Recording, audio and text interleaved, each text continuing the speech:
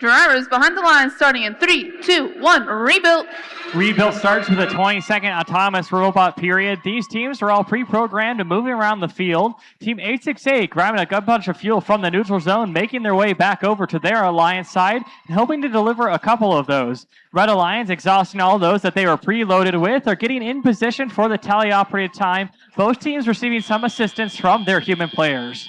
Blue Alliance ahead out of the autonomous period 31-12, so they'll get that slight advantage.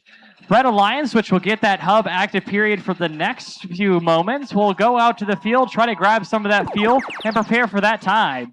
45-80, the conductors able to launch a couple of fuel into their robot. A slow trickle, but nonetheless valuable for their teams.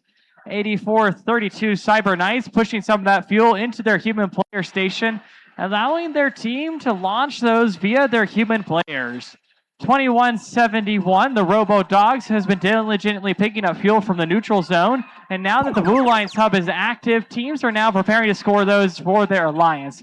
Each of those yellow spheres known as fuel worth 1 point for their Alliance. In a deactive hub like the Red Alliance has now, if you tried to score fuel, it'd be worth 0. 49-82, Olympus Robotics picking up some of that fuel from the center part of the field and dumping a good volume as they try to swing around against that defense that they're receiving in the neutral area. Back to the Red Alliance, score time parity for scoring opportunities. Blue Alliance currently in the lead, about 18 fuel away from that ranking point bonus.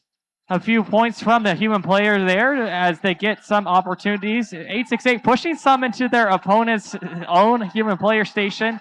They actually are trying to grab some of that fuel that have stocked up from the opposing team, trying to starve them of those opportunities. Blue Alliance now getting that active hub, a good amount of fuel placed into there by 868. Their human players also adding to the fray, bringing their score total over to points to 89, now 11 away from that ranking point threshold. 40 seconds remaining in the match. We'll hear that end game steam whistle at 30 seconds. Both the Red and Blue Alliance will get active hubs at that time. Red Alliance currently stocking up for that end game period. Teams do have the opportunity to climb and get elevated off the ground for points, but many teams will continue to focus on fuel as both are awaiting that energized ranking point threshold, which the Blue Alliance just crest for scoring more than 100 fuel during the match. Last 10 seconds here is Blue maintaining their strong lead, but receiving some of that defensive pressure from their opponents. We'll count them out as this match ends in 4, 3, 2, 1, and that's the end of qualification match 69. Stick tight to see how those scores total up. Score of 129-41. Blue Alliance getting those 4 ranking points, 3 for the match, and 1 for cresting that energized ranking point bonus. The Tech Hounds team 868 maintaining their 6th ranked position as we making their way towards Alliance selection at the Columbus event.